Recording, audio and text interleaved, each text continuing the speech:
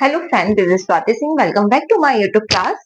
चलिए स्टार्ट करते हैं आज की सरप्राइजिंग क्लास। ठीक है, ये पूरा टेबल आपको दिखाई दे रहा है। किस चीज का ये टेबल? यस, आपको एक्ट्स यहाँ पर दिखाई दे रहे होंगे। वो सारे एक्ट्स जो रूल ऑफ द कंपनी ने इंडिया में स्टैब्लिश किए थे, इंडिया में स्टार्ट किए थे। ठीक है, और क्यों स्टार्ट किए थे वो सारा हम इस टेबल के जरिए समझने वाले हैं। तो बिना किसी देरी के स्टार्ट करते हैं अपनी क्लास। फर्स्ट है हमारा रेगुलेटिंग एक्ट 1773। रेगुलेटिंग एक्ट, नाम में ही लिखा है रेगुलेट, मतलब रेगुलेट करने के लिए जिस एक्ट को स्टार्ट किया गया था, ठीक है, वही हमारा फर्स्ट एक्ट था एक्ट की सीरीज में। रेगुलेटिंग एक्ट जो रूल ऑफ द कंपनी, मतलब कंपनी का जो रूल था इंडिया में, मतलब कंपनी ने जिसको स्टार्ट किया था, फर्स्ट एक्ट था हमारा रेगुलेटिंग एक्ट। ठीक है, फर्स्ट फर्स्ट पॉइंट इसका creation of governor general of Bengal. पहली बार इंडिया में गवर्नर जनरल का जो डेजिग्नेशन था उसको जो स्टैब्लिश किया था वो कंपनी ने स्टैब्लिश किया था। और जो फर्स्ट गवर्नर जनरल थे हमारे वॉरेन हेस्टिंग्स। ठीक है, Warren Hastings was the first governor general of Bengal and also India.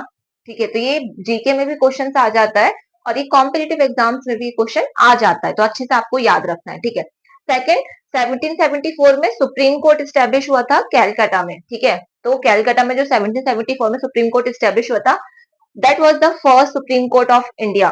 ठीक है, तो ये भी याद रखना। दूसरा question, first question, who was the first governor general of India. Second question, when was the first supreme court establish in India and where. ठीक है, कहां एस्टैब्लिश हुआ था, कब एस्टैब्लिश हुआ था, second question. Now third point is concentration of legislative power only Madras and Bombay. ठीक है, उस टाइम 3 प्रेसिडेंसीज थी, कैलकाटा, मद्रास एंड बम्बई। तो बम्बई और मद्रास की जो लेजिस्लेटिव पावर थी उसको कंसंट्रेट कर दिया था। किसमें कंसंट्रेट किया था? बंगाल में। मतलब उनकी जो पावर थी, गवर्नर की जो पावर थी मद्रास और बम्बई के, वो दे दी गई थी किसको? गवर्नर जनरल ऑफ बंगाल को। कोर्ट ऑफ डायरेक्टर्स, ठीक है, यहां से भी सवाल आता है कोर्ट ऑफ डायरेक्टर्स कब स्टैब्लिश किया गया था। कोर्ट ऑफ डायरेक्टर स्टैब्लिश हुआ था 1773 के रेगुलेटिंग एक्ट में। ठीक है, तो कोर्ट ऑफ डायरेक्टर्स ओनली, मैं अभी एक ही बॉडी की बात कर रही हूँ, that is court of directors. ठीक है, now third, amending act 1781। It is known as declaratory act and also known as settlement act of settlements. ठीक है, यहां से भी क्वेश्चन आ जाता है, मैंने यहाँ लिखा नहीं बट मैं यहाँ बता देती हूँ आपको। एक्ट ऑफ सेटलमेंट्स, ठीक है, इसको बोला जाता है एक्ट ऑफ सेटलमेंट्स।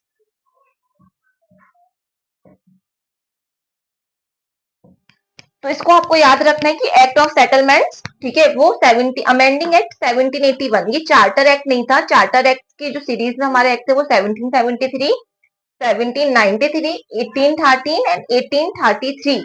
ठीक है, ये हमारे एक्ट थे क्योंकि आफ्टर 20 इयर्स जो चार्टर एक्ट थे वो आफ्टर 20 इयर्स आते थे। ठीक है, 20 इयर्स के बाद दोबारा से उसको रिवर्स किया जाता था। तो यहाँ पर ये अमेंडिंग एक्ट नहीं है, ये रेगुलेटिंग एक्ट नहीं है, अमेंडिंग एक्ट है 1781, known as declaratory act, act of settlements. Second, board of control, separation of power and double government system. Double government system कैसे हो गया था? क्योंकि आप यहाँ पर देख रहे हो बोर्ड ऑफ कंट्रोल यहाँ पर स्टार्ट हो चुका है। ठीक है, यहाँ पर बोर्ड ऑफ कंट्रोल स्टैब्लिश हो चुका है। तो इसी बोर्ड ऑफ कंट्रोल को, कोर्ट ऑफ डायरेक्टर्स को, यहाँ पर अब आपको दो बॉडी देखने को मिलती है। एक स्टैब्लिश हुई थी 1773 में, दूसरी स्टैब्लिश हुई है 1781 में। तो इन दोनों को मिलाकर के जो डबल गवर्नमेंट सिस्टम था वो यहाँ पर स्टैब्लिश हो चुका था इंडिया में। ठीक है, पावर को सेपरेशन। अच्छा, 1781 का जो अमेंडिंग एक्ट क्यों लाया गया था? रीजन इज दैट 1773 के रेगुलेटिंग एक्ट में लॉज को, बॉडीज को, ठीक है, बहुत क्लियरली डिफाइन नहीं किया गया था, राइट। इसी वजह से यहाँ पर लिखा है सेपरेशन ऑफ पावर, की इस एक्ट के द्वारा पावर को सेपरेट किया गया था। Is that clear everyone? Now third, Pitt's India act 1784। Pitt's India act क्यों है? क्योंकि पिट्स उस टाइम ब्रिटेन के पीएम थे, इसलिए उन्होंने इस एक्ट को इंट्रोड्यूस किया था, इसलिए उनके नाम पर इस एक्ट को बोला गया Pitt's India act. P for possessions, I for introduction of laws and double T means double government. पहले आप देख चुके हो, इंडिया में आ चुका था, right?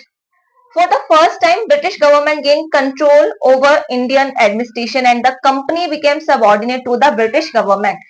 1784 के बाद कंपनी, जो ब्रिटिश कंपनी थी, वो खुद हमारी, मतलब खुद जो उनकी सरकार थी, ब्रिटिश गवर्नमेंट थी, उसकी सबऑर्डिनेट बन चुकी थी, right. For the first time is the keyword, first time. ठीक है, now third, regulating act 1793, formula C, C for concentration, C for centralisation. ठीक है, यहाँ पर बहुत ज्यादा सेंट्रलाइजेशन होने लगा था, सारी पावर बंगाल के गवर्नर के हाथ में पहुंच गई थी, ठीक है, लेजिस्लेटिव पावर सारी उनके पास थी, right. And trade monopoly only 20 years के लिए, दोबारा मतलब जो कंपनी थी, ब्रिटिश कंपनी थी, उसको 20 ईयर्स के लिए ट्रेड मोनोपोली दी गई थी, अनदर 20 ईयर्स ओनली, ठीक है। Now third, charter act 1813। अब समझते हैं charter act 1813। First, monopoly trade continued with free trade and trade with China. सिर्फ दो दो चीजों के साथ ब्रिटिश कंपनी का ट्रेड कंटिन्यू था, और जो मोनोपोली थी वो सिर्फ दो ट्रेड पर थी, एक तो फ्री ट्रेड पर और दूसरा ट्रेड विद चाइना। यहाँ से क्वेश्चन आ जाता है, प्लीज केयरफुली पढ़िएगा, यहाँ से क्वेश्चन आ जाता है। 1813 के जो चार्टर एक्ट था उसमें फ्री ट्रेड और ट्रेड विद चाइना सिर्फ 20 ईयर्स के लिए उसकी मोनोपोली दी गई थी ब्रिटिश कंपनी को, ठीक है। बाकी सारा का सारा जो ट्रेड मोनोपोली थी वो किसके हाथ में पहुंच गई थी? ब्रिटिश गवर्नमेंट के पास पहुंच चुकी थी।